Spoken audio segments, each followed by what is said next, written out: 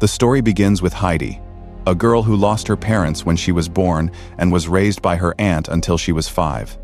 To her aunt, Heidi eventually became a burden because she found a high-paying nanny job in the city and couldn't bring a child along. Consequently, the aunt decided to send Heidi to her grandfather's home in the countryside. Heidi excitedly called out, "Grandpa," but received a cold response. From the start, the grandfather refused to acknowledge her as his granddaughter because he blamed her for the deaths of his son and daughter-in-law, believing she was a jinx to the family.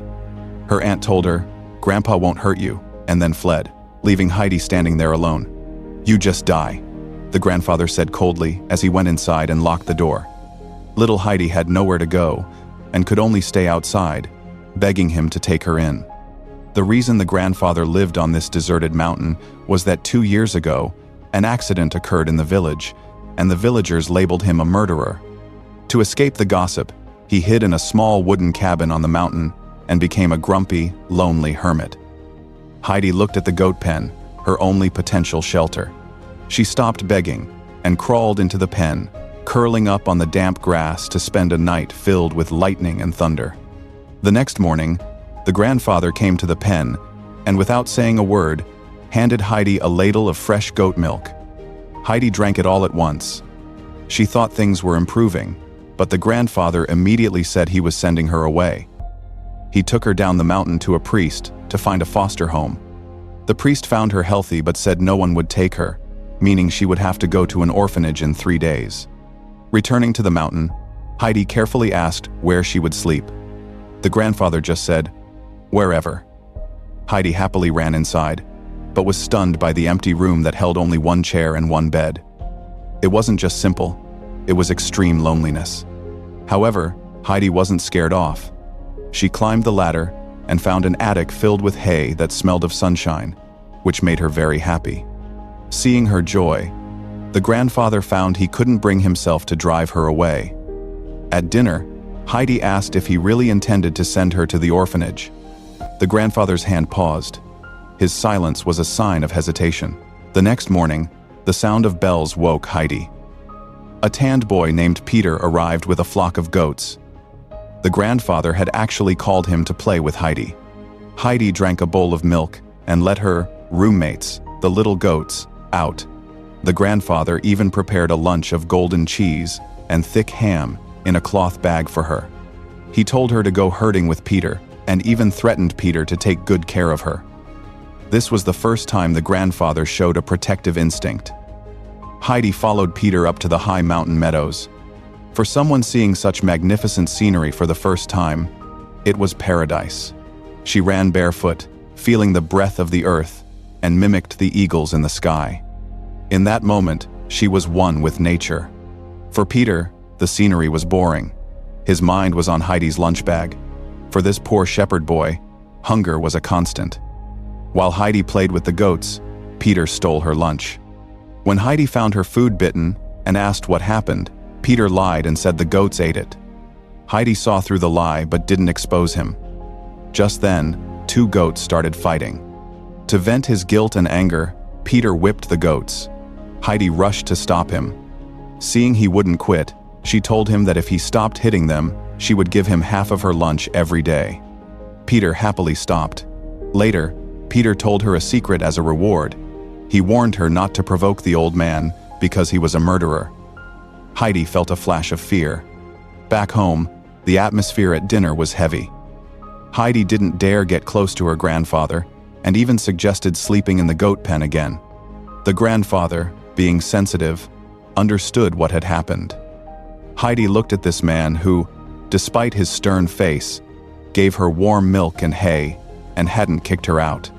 She chose to trust her own feelings and hugged him tightly. His stiff body slowly softened. It was the first time in years someone had looked past the prejudice to embrace his lonely soul. The next day, Heidi found a brand new chair at the table her grandfather had made it for her overnight. Without saying anything sentimental, Heidi, she had a home. Days flowed through the seasons on the Alps. They watched marmots in spring, played in the lake in summer, and gathered wild fruit in autumn. Heidi's hair became shiny and her cheeks rosy. while the monster grandfather began to smile. This was the last time Peter could play with Heidi, because winter snow would soon block the mountain, and he had to go down to the village for school. Heidi was envious of the children discussing their studies, but the grandfather was firmly against her going, fearing the villagers' malice would hurt her. He preferred to keep her in their isolated utopia. To keep her from being lonely, he pulled out an old sled. The two of them slid down from the mountaintop, their laughter mixing with the wind. They slid all the way to Peter's house. Peter's home was broken and couldn't block the freezing wind. Inside lived Peter's mother, and his blind grandmother were the first people Heidi met, besides her grandfather and Peter. Although the grandmother was blind, her hearing was exceptionally sharp. She reached out with her thin, frail hands to feel Heidi's small face and curls, remarking that the girl's arrival had brought life back into their gloomy home. When Peter returned from school, Heidi was curious about his day, but Peter insisted school was boring and useless. In his mind, a mountain child only needed to know how to read the clouds and herd goats.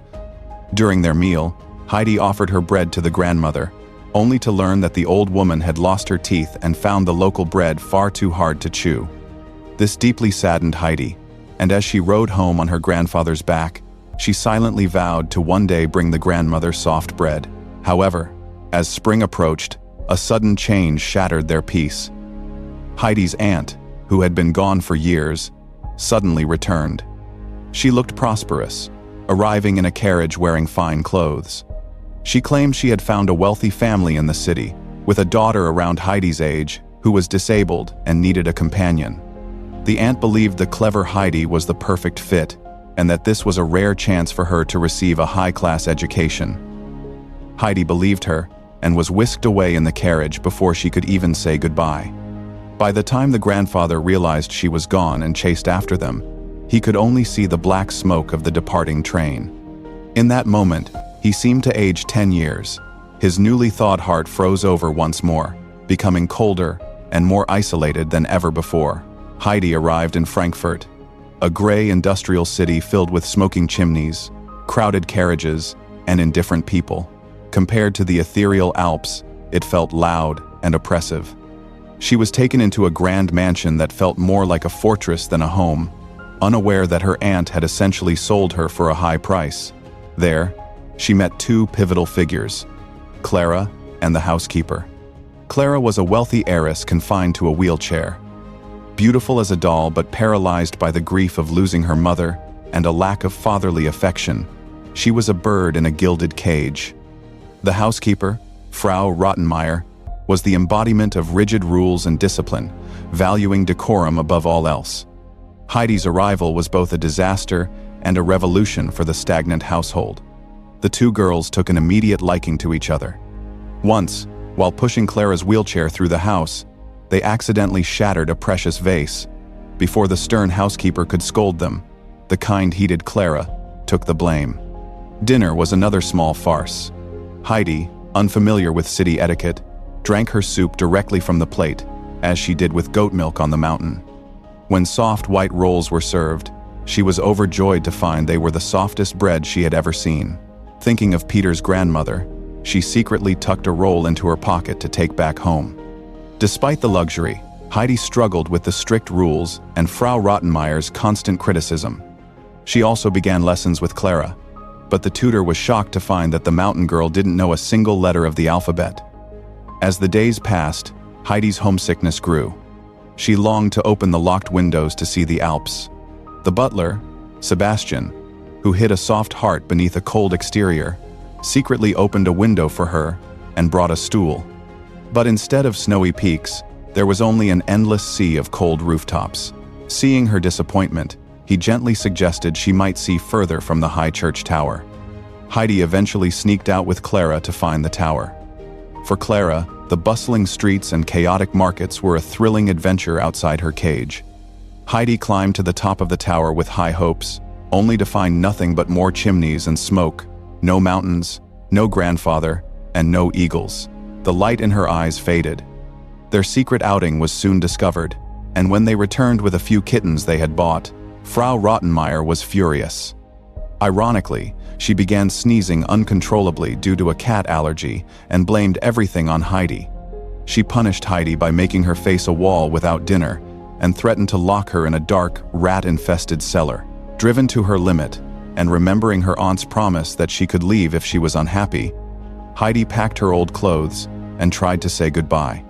During a struggle with the housekeeper, a stash of carefully hidden, dried-out soft rolls fell from her bag, the bread she had saved for the grandmother. Clara wept and begged Heidi to stay, and not wanting to disappoint her friend, Heidi forced herself to remain in the strange mansion.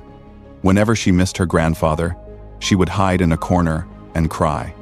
Her only comfort was Clara, whose smile returned thanks to Heidi's company. But it wasn't enough to cure Heidi's deep homesickness. Just as Heidi reached her breaking point, a turning point arrived with the visit of Clara's grandmother. Unlike the housekeeper, the grandmother was a wise elder who recognized Heidi's spirit. When she heard Heidi refuse to learn to read, she didn't use force. Instead, she read Heidi a story about a shepherd and an eagle. At the most exciting part, she suddenly stopped, sparking Heidi's curiosity. She told Heidi that if she wanted to know the ending, she would have to find it herself, and that she was entirely capable of doing so. Driven by a desperate desire to know the ending of the story, Heidi began to study with all her might. In a short time, she not only learned her alphabet, but could read an entire article fluently. For the first time, knowledge revealed its power to her, allowing her mind to travel to distant places her body could not reach. However, mental growth could not offset her physical suffering. Heidi fell ill, and the mansion began to be haunted. Every night, the front door would mysteriously open. Clara's father and the doctor decided to investigate, and deep in the night, they spotted a white figure in the hallway. It wasn't a ghost. It was Heidi sleepwalking. Barefoot and unconscious, she was wandering toward the door, staring at the southern sky, the direction of the Alps where her grandfather lived. The doctor woke her gently and asked what she had dreamed of. Heidi spoke of her home and the soft bread she wanted to bring to Peter's grandmother, because the old woman could no longer eat hard crusts. After examining her, the doctor told Clara's father the truth. Heidi was suffering from severe homesickness. This prolonged suppression was destroying her health, and if she wasn't sent home, she might die.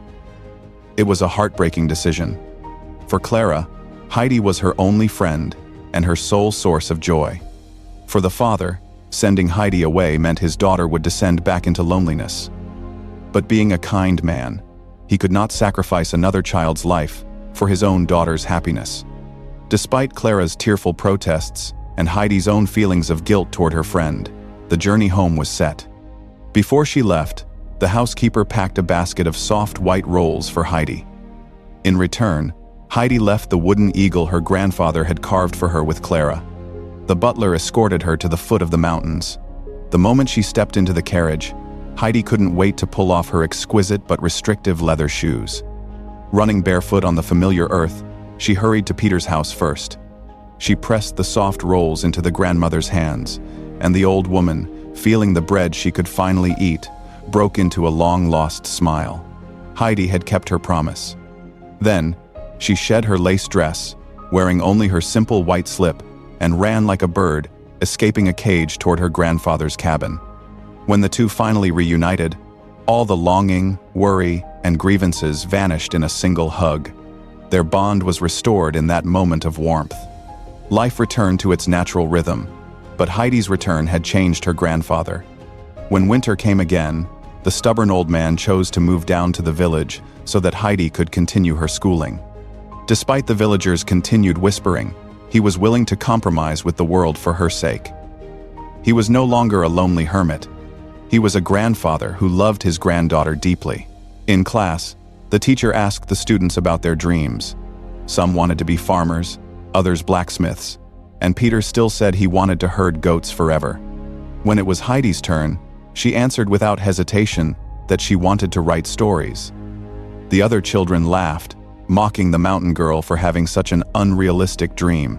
In the spring, Clara's grandmother brought Clara across the mountains to visit. The joy of the two girls reuniting moved everyone. Even the grandfather, though a man of few words, welcomed them with his finest wine. Clara moved into the hayloft, slept on hay, and drank fresh goat milk. The healing power of nature was miraculous. In an environment without rules or pressure, Clara's complexion turned rosy, and her eyes regained their spark. This, however, made Peter resentful. He felt Heidi had been taken away from him. In a fit of jealousy that most primitive human poison, Peter pushed Clara's wheelchair off a steep slope when no one was looking. It hit a rock and shattered into pieces. Peter thought that without the chair, Clara would have to go home. He was wrong. Destruction is often the beginning of reconstruction. Without the wheelchair, the grandfather had to carry Clara up the mountain. On the flower-covered summit, a butterfly landed on Clara's foot. Driven by an instinctive desire to touch the beautiful creature, Clara tried to stand and reach for it. In that moment of longing and survival instinct, she stood up on trembling legs. Her legs were never truly useless. They had been locked away by the fear in her heart. In the embrace of nature, guided by that butterfly, the lock on her heart was opened. Heidi was stunned, and Peter, watching from behind a rock, was equally shocked. Peter ran out to help, and the three children took their first steps together in the sunlight. Clara had finally found her freedom in a world without walls. When Clara's father and grandmother arrived to take her home, they saw her standing and walking toward them. The father, who possessed endless wealth in Frankfurt but couldn't cure his daughter's legs, wept as he realized this poor mountain had given him the greatest miracle of all. Before departing, Clara's grandmother gave Heidi a special gift: a beautiful blank notebook. When Heidi mentioned that the others laughed at her dream of writing, the grandmother told her, "They laugh because they only know their small village, but you have seen the world. If something in life brings you joy, you must do it, no matter what people say." Heidi remains a timeless classic because it touches the softest and most neglected parts of the modern soul. In our concrete jungles, we are often like Clara, materially wealthy but unable to truly walk. Or we are like the stubborn grandfather, wearing heavy armor because we have been hurt. Heidi is the one who breaks the cycle. She isn't perfect or refined, but she possesses the most precious thing: absolute sincerity. She acts as a mirror, reflecting the hypocrisy and coldness of the adult world while lighting the path back to our true selves. The snow on the Alps will melt, but the warmth Heidi brings to us will never fade. And with this scene, our story ends here. Thanks for watching.